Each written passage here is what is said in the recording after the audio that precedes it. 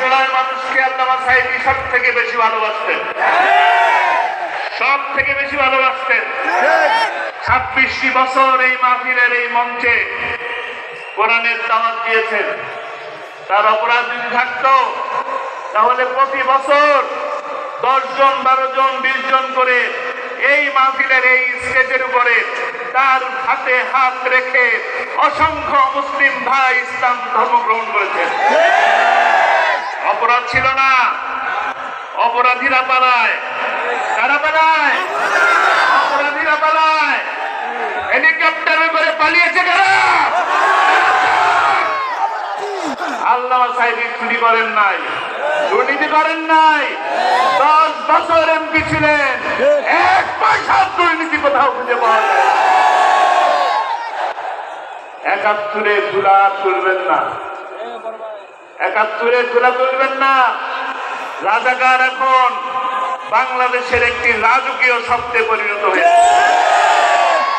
আমাদেরকে ভয় দেখাবেন না, আমাদেরকে ভয় দেখাবেন না, নিষিদ্ধের ভয় দেখাবেন না। জামাত ইসলামে নিষিদ্ধ করেন, জামাত ইসলামে নিষিদ্ধ করার কারণেই 4 দিনের ব্যবধানে গোটা বাংলাদেশ থেকে আপনারা নিষিদ্ধ হয়ে গেছে।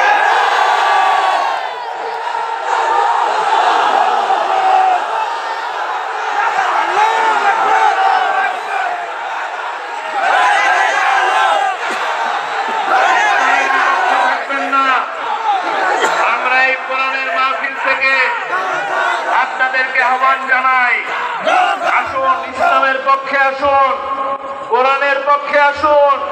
কোরআন আপনাকে সম্মানিত করবে, কোরআন আপনাকে মর্যাদাবান করবে। যেমনিতে করে আল্লামা সাঈদীকে গোটা বিশ্বের মানুষ মর্যাদা দিয়েছে, সম্মান দিয়েছে। আমরা সফল হতে চাই, সফল হতে চাই। সফল হতে চাইলে কোরআনকে ধরতে হবে।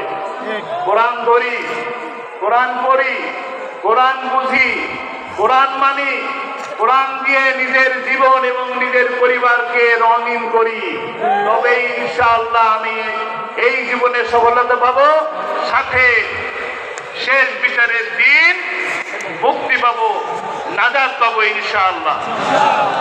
আমরা রাজি আছি। আল্লামা সাঈদীকে ভালোবাসেন, সবাই বাসেন। আল্লাহ তাআলা কবুল করুন। আল্লামা সাঈদীকে 13 বছর বন্দী করে রেখেই শান্তি হয় নাই, 13 বছর বন্দী করে তারা ক্ষান্ত হয় নাই। তারা আল্লামা সাঈদীকে জেলের থেকে হাসপাতালে নিয়ে আসা হয়েছে, নিয়ে এসে তাকে এত সুন্দর একটি সালাম জানালেন, এত সুন্দর মিষ্টি মধুর হাসি দিয়ে তিনি হাসপাতালের মধ্যে ঢুকলেন। তিনি কি সুস্থ ছিলেন না অসুস্থ ছিলেন? পরের দিন আমরা ফেসবুকে দেখলাম হাসপাতালের বিছানায় অত্যন্ত সুন্দর ভাবে বসে আছেন, কালো একটা পাঞ্জাবি পরে, মাথায় একটি টুপি দিয়ে। দেখেছেন কিনা?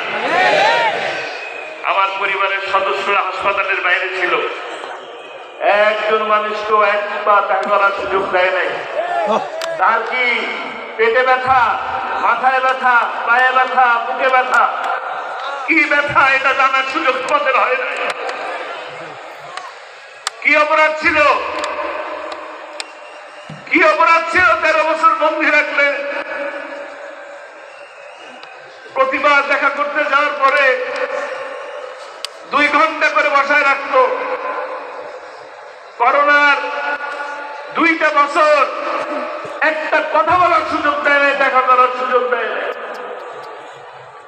কিন্তু তারপরও যখন দেখা হয়েছে, কথা হয়েছে, জিজ্ঞেস করতাম কেমন আছে, সাথে সাথে বলতেন আলহামদুলিল্লাহ, আল্লাহ অনেক ভালো রেখেছে।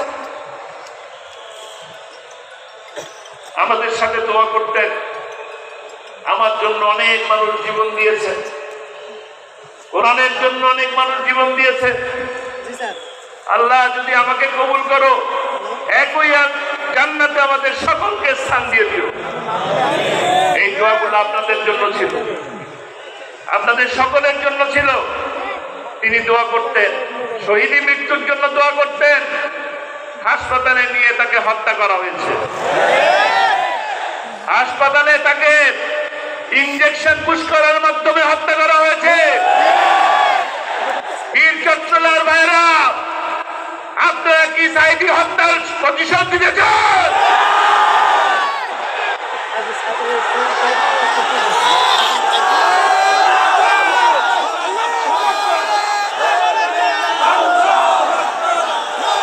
আমরা আল্লাহ সাইদি হত্যার প্রতিশোধ দেব ইনশাআল্লাহ।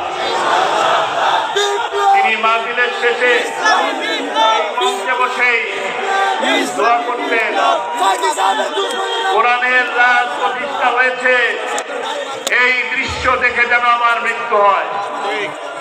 কোরআনের রাজ প্রতিষ্ঠার জন্য 50টি বছর বাংলাদেশের প্রতিটি আনাচে কানাচে কোরআনের দাওয়াত দিয়েছেন। তার স্বপ্ন পূরণ হয় নাই, এই স্বপ্ন এখন পূরণ করবে কারা? ইনশাআল্লাহ। কোরআনের রাজ প্রতিষ্ঠা করার মাধ্যমে, কোরআনের রাজকে প্রতিষ্ঠা করার মাধ্যমে আল্লামা সাইদির হত্যার প্রতিশোধ আমরা নেব ইনশাআল্লাহ। রাজি আছি?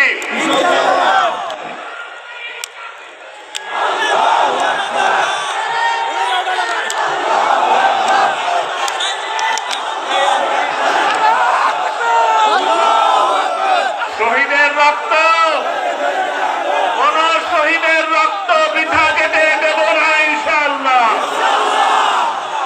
কোরআনের রাজ প্রতিষ্ঠার মাধ্যমে প্রতিটি হত্যার বিচার করব ইনশাআল্লাহ। আল্লাহ তাআলা আমাদেরকে তৌফিক দান করুন। এই মঞ্চ অনেক আবেগের জায়গা। এই মঞ্চে ওঠার পরে প্রতিটি মুহূর্ত শুধু আল্লামা সাইদির কথাই মনে পড়েছে। এইখানে আসার মুহূর্তে প্রতিটি রাস্তার ধীরে ধীরে সিগনালে সিগনালে তার কথা মনে পড়ছিল। কোন জায়গা যাব? এই জায়গায় আমার বসার কথা নয়, এখান থেকে আমার কথা বলার কথা নয়, এখানে আল্লামা সাইদির,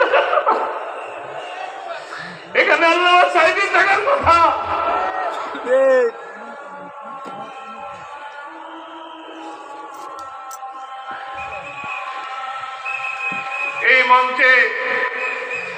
এই মঞ্চ থেকে আমার বড় ভাই কথা বলতেন, মনে আছে আপনাদের? মাওলানা রফিক বিন সাইদি কোর্টের মধ্যে তার আব্বার বিরুদ্ধে মিথ্যা সাক্ষী সহ্য করতে না পারে কোর্টের মধ্যে হার্ট অ্যাটাক করে মারা গেছে। জানতেও দেওয়া হয়নি আব্বাকে। পরের দিন জানিয়েছেন, পরের দিন বিকালবেলা জানিয়েছেন। কি আশ্চর্য! তারপরও কোর্ট চালিয়েছে এই মিথ্যাবাদীরা।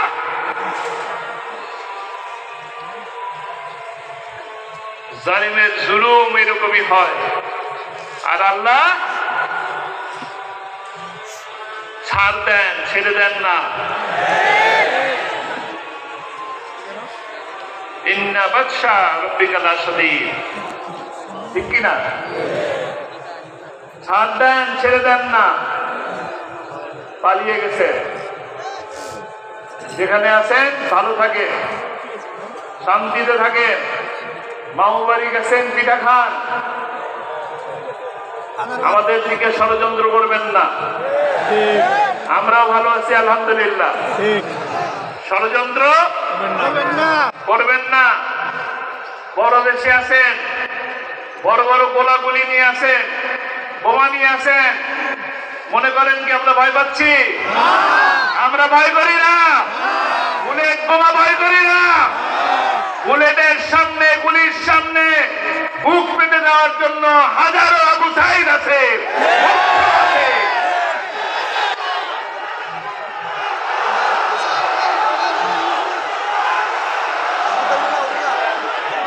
ইনশাআল্লাহ সময় আসছে, এই দিন নয়, আমরা কাঙ্ক্ষিত বিজয়ের কাছে যাব ইনশাআল্লাহ।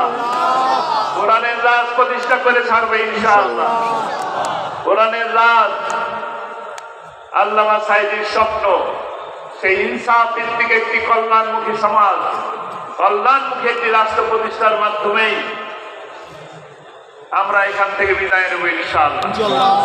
নয়তো নয়, আন্দোলন করে যাব, রক্ত দেব, জীবন দেব, জেলে যাব, রিমান্ডে যাব, তবুও রাস্তা ছাড়বো না ইনশাআল্লাহ। কোরআনের পক্ষে ছাড়বো না, আল্লামা সাঈদীর দেখানো রাস্তায় চলে যাব ইনশাআল্লাহ। যদি মরতেও হয়, মরতে রাজি আছি, রাজি আছি ইনশাআল্লাহ। আল্লাহ তাআলা আমাদের সকলকে তৌফিক দান করুন। আমার তৌফিক ইল্লা বিল্লাহ। আসসালামু আলাইকুম ওয়া রাহমাতুল্লাহ।